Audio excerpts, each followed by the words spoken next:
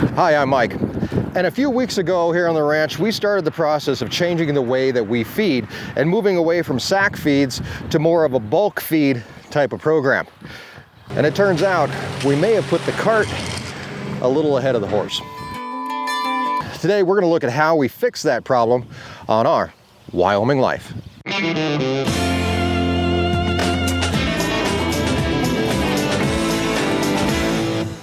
Today, you and I get to spend a day in the shop. We're going to be welding, we're going to be cutting, we're going to be planning, and we're going to be coming up with a solution for our feeding problem. The project list is a little bare right now, but this is something that has to be done if we're going to continue bulk feeding. How to feed bulk food. So we get chicken food, we get pig food. Those are pretty easy. Those get put into a feeder, not a big deal. But when it comes to cake and how we feed cake, normally we've done it with sack cake, and we'll go out and we'll spread it by hand and dump out the bags, and the cows come running to eat the cake. Now that's worked in the years past, but now that we've figured out that we can get cake for almost half the price if we buy it in bulk, we've got to come up with a solution on how to feed it. And not only how to feed it, but also feed it safely, feed it efficiently, and, well, make it as easy as possible. We've got tons of oilfield pipe on the ranch, and that is where we're going to start. Oilfield pipe has been used for many different purposes, probably that it was never intended for, but we've made it work. We've built a ramp for the gator out of it. We've done fence posts, we've built panels, and now we're going to build a way to feed bulk cake with just oil-filled pipe. As with anything, we kind of need a plan. So normally we've fed cake from our cake feeder. We've done that in the past, but we still need a way to get the cake from the bulk bag into the cake feeder. It sucks shoveling it, I'll tell you that. Last ton that we got, we shoveled it all out by hand. No fun whatsoever. So we're gonna figure out an easier way to do it. And probably the easiest way to do it is gonna be by utilizing an elevated bin, I guess you could say. So what we usually see out in the fields and stuff like that is you'll see a bin of some sort, and usually at the bottom of that bin is some sort of valve. And what they can do is they can actually pull a vehicle in, so you can bring in a truck or whatever else you're going to bring in and dump it right into the back of the truck. I didn't line up my truck very well, but we don't have that option. We don't have one of those here on the ranch. So we're gonna have to build something that imitates this, but also can work in the same way. So our thought is we have a vehicle. We have the gator. So we have a John Deere gator, so we can put that right here. And there's our gator. So we have to figure out a way to get the bulk feed bin high enough and use a valve of some sort, which we have. If you remember our last video, we do have a valve that we can attach directly to the bag. So basically all we have to do is build a way to hold the bag up here, put the valve on it, and be able to dump our cake directly in. This isn't as complicated as it seems, because really all we have to do is build a frame to hold that cake sack up there. And that's where the oil-filled pipe is going to come in handy. First, though, we have to get a couple measurements and make sure that we're building exactly what we need to. So my basic thought here is to build a frame like so that will hold the big old sack cake right up on top, and my alarm goes off. I've got to do something. Not sure what exactly I've got to do. But anyway, and then we can pull the gator in underneath that. That's my thought, and we might as well just get started right now. We're going to pull the gator into the shop here, get some measurements off of it, and then go gather some pipe, start cutting pipe. I'm going to show you how to do a saddle cut relatively easily on the oil-filled pipe, and we'll start welding it together. Hopefully the whole thing comes together without a hitch. We'll be able to pull underneath it and fill up the back of the gator with cake that we can take down to the cows. Should be simple. We'll find out.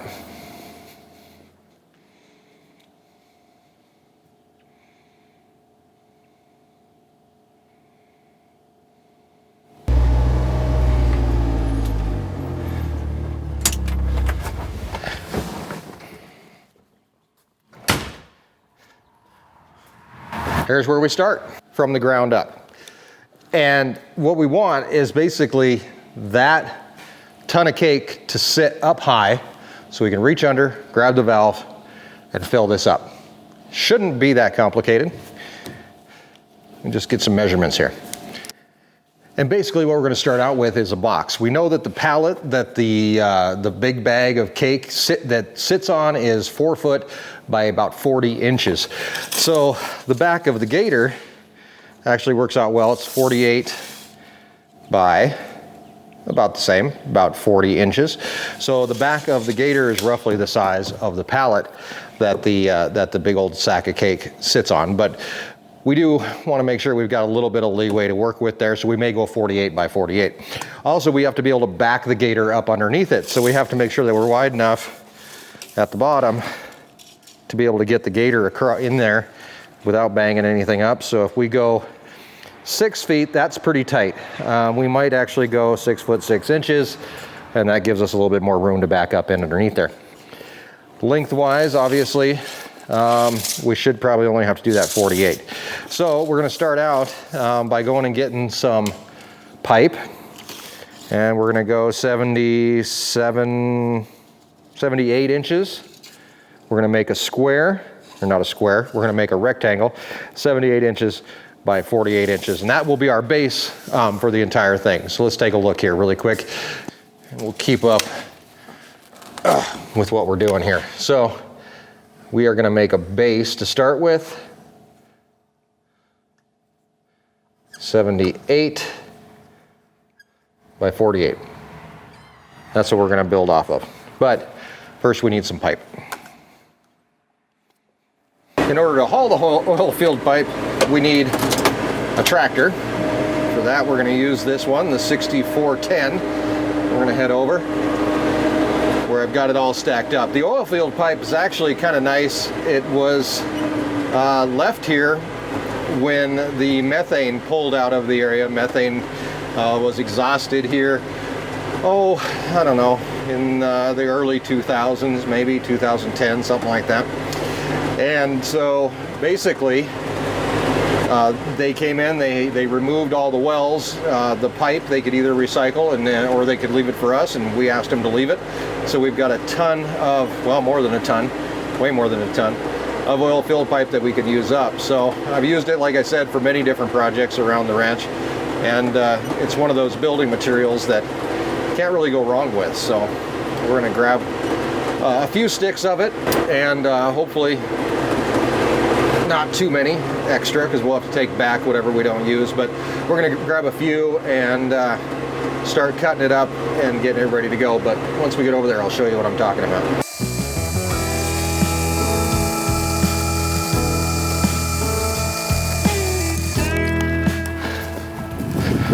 So this is all of our used methane pipe. I'll get you a closer look here. It's all 2 5/8, I think, and we have plenty of it. And it can be utilized for pretty much anything that you can build out of pipe. So what we're gonna do is we're gonna grab a few sticks here right off this end. These are 33 feet long a piece. So I think we would probably only need 4 or 5, I think. We'll come in, we'll grab it, lift it up out of here, and then take it back to the shop where we can start cutting it.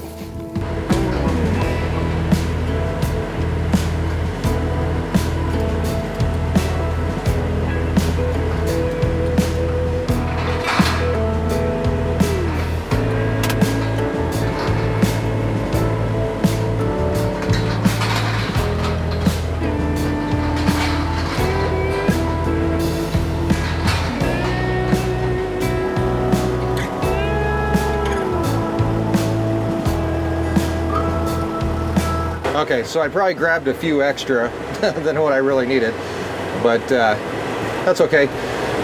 Better to have too many than not enough. I don't want to have to come back over here and get more. So we're going to take these and we're going to drop them off by the what's the west door of the shop, and that way we can drag them in and get to cutting these things to length, and then welding them together. We're going to do some saddle cuts that will enable them to fit together a lot more smoothly and give us a lot less room that we have to fill in with weld also. So we're going to get to work on that as soon as we get back to the shop. It's going to be a slow drive.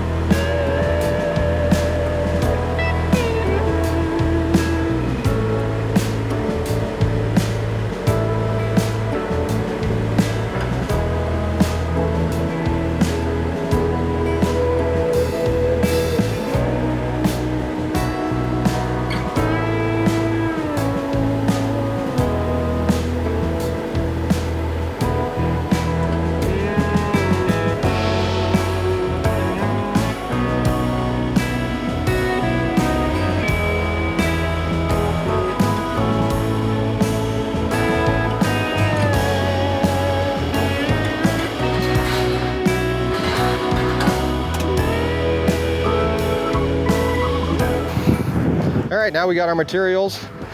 We can start cutting here and start making something.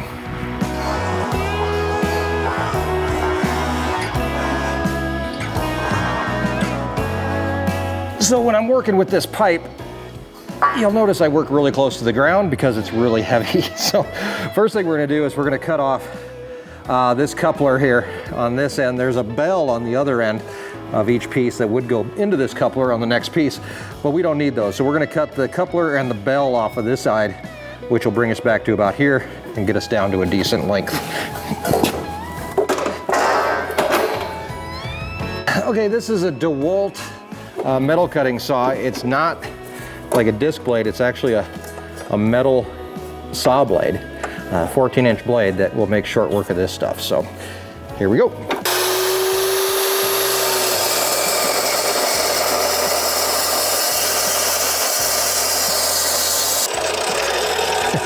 Now that we have a clean edge, we can start measuring out for other cuts. We need 270s and about 246s. I'm not sure. We'll measure this really quick and see. But we're gonna start out with our 278-inch pieces, I guess, and that'll give us our two sides. We'll start laying stuff out.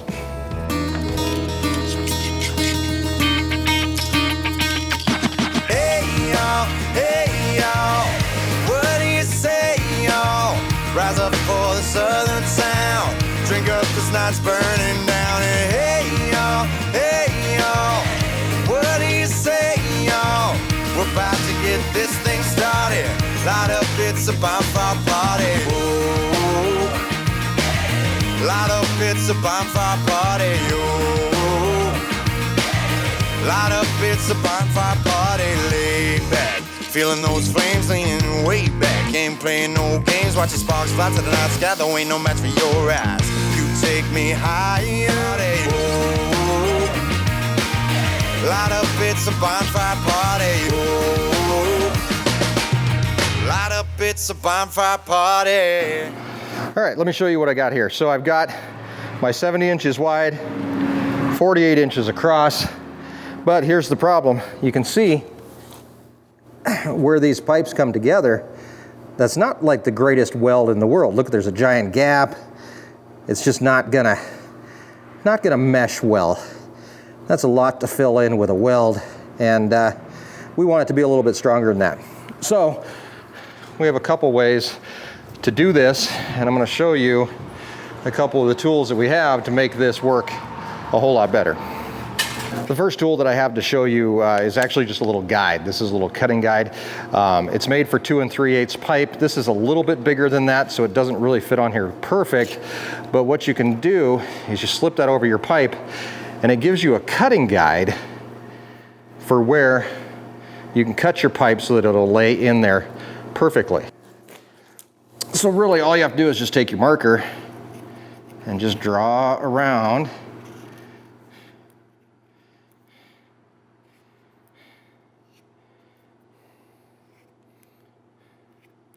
where that cut's gonna lie. And it'll show you that cut. Now, the problem with that is that you have to do it with a cutting torch. It's really the only way to make this fluid curve. And if you have to cut 900 of these, or however many you need to cut, with the cutting torch, you're gonna get really tired of it really fast. So a couple different ways that you can do this. One is that they actually make a big old hole saw type drill deal that you can use. I don't have one of those. So the other option that I have is to use the same saw we've been using and just change the angle so that I can get this cut exactly how I need to do it. The trick is that you have to have the same angled cut on each end to make the whole thing fit together. So we're gonna give that a try. And we are gonna use our guide. So this is just a short piece that I was showing you on. We're gonna use our guide on our longer pieces here. And the big thing is that we want to make sure that we keep the same part straight up and down, obviously. So this is our top. So if we mark that, then when we put our guide on and draw around it, we can actually put our seam piece on the exact same part on each of these. It's kind of the plan. So if I cut this and I put the hinge of this guide at the same spot on both sides, theoretically, it should line up just fine. So we want to cut this groove out. So if we lay it over in our saw at the correct angle, we should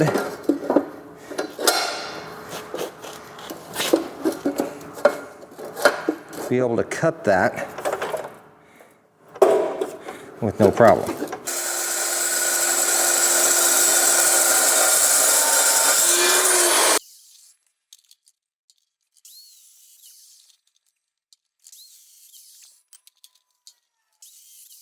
So this is what it ends up looking like. Not exactly perfect, but I think it'll lay in there just fine. The two should mesh up pretty well and at least give us a lot more material. I'm going to be tweaking this as we go, but that's pretty much what we're looking for, how it lays over like that. Now we just do the same thing to the other end.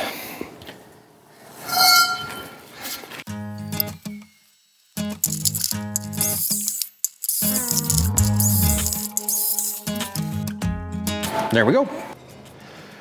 And today, to weld all this stuff together, we're going to use our old buzz box here, Powercraft welder. I don't know how old this thing is, but I know that it was Gilbert's for many years, and we're going to be using it once again. It's an arc welder, which makes things a lot easier. I'm not sure what rod I'm going to end up using. I can take a look here. We're going to be using 60-13 rod to start putting this together. First thing we're going to do is go through and tack it all up, and then I'll come back and weld it all together, and hopefully everything will be really solid on this base part. So we're gonna get going there. We'll get everything plugged in and powered up and get our power set and start welding.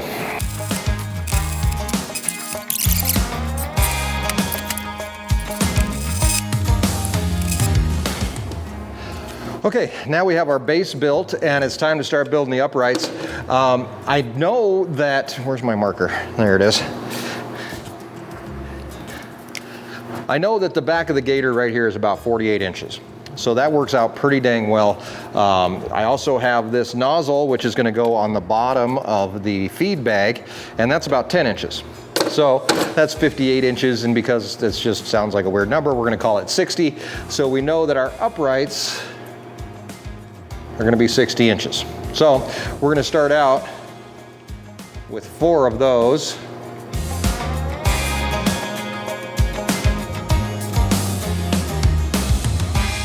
To go like that. And they're going to be built essentially the same way. We're going to cut 60-inch pieces. We're going to do our saddle cut on each one and get them on here and weld it up.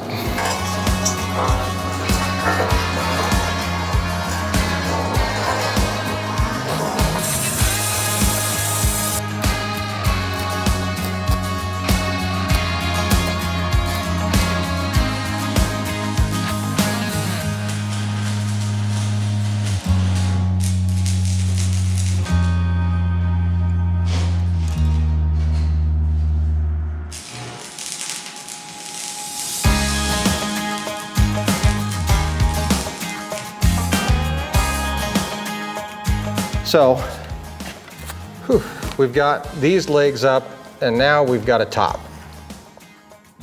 So what we need to do is make it so the box can, or the bag can fit up on top.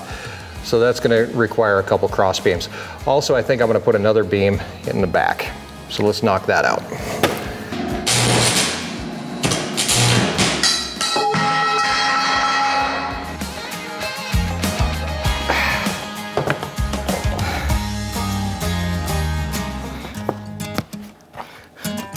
Don't need those anymore.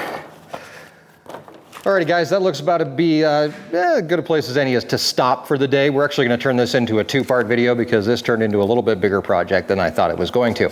And I would like to eat dinner and hang out with some family and do that kind of stuff tonight. So I'm going to leave you hanging, but I am going to let you know that beef jerky is back in stock on the website. This is our original beef jerky, beef stick. Probably some of the best beef jerky you're ever going to have. And of course, I'm biased and everything, but I have heard other people say the same exact thing. So it's available on the website now, ourwyominglife.com, and check it out there along with a bunch of really cool new merchandise from new ball caps with leather patches to bottle openers and all kinds of cool stuff and great ways to show your support for Our Wyoming Life. So I'm going to be back on Tuesday. We're going to wrap this bad boy up. We're going to have it working by then, I guarantee it. And until then, we hope that you have a great weekend. I hope you can come and join us on Sunday on the Beyond the Ranch channel as we have our weekly live stream. Erin and I get a chance to sit down and talk to you about what's going on around the ranch. Go to the website, ourwyominglife.com, follow us on Facebook, Instagram, subscribe, do all the things, and come along, explore the ranch life, and escape the ordinary right here on Our Wyoming Life. It is good. So I'm recording this for posterity, just so you don't curse. What did you do? The welder's broken. I broke the welder. But I did show the beef jerky, so maybe people will buy beef jerky so we can get a new welder. It stopped working. The welder stopped working. Okay. So. Well, we'll figure it out. This is a trap. Sorry, I don't really want a new welder. I swear to God, that welder works fine. But it don't work no more. What'd you do to it? It just stopped working. Don't you want to know how much a new welder costs? No, I don't want to know how much a new welder cost. Okay. I need a new welder. No. Then we have a bunch of crap all over the place. It's not going to get finished. You better call your friend Gary. That's not a bad idea. Or you can go rent one to finish the project. Okay. Well, I'm not finishing it today, so it's going to be a two-parter. All right. Okay, thank you. And this is exciting.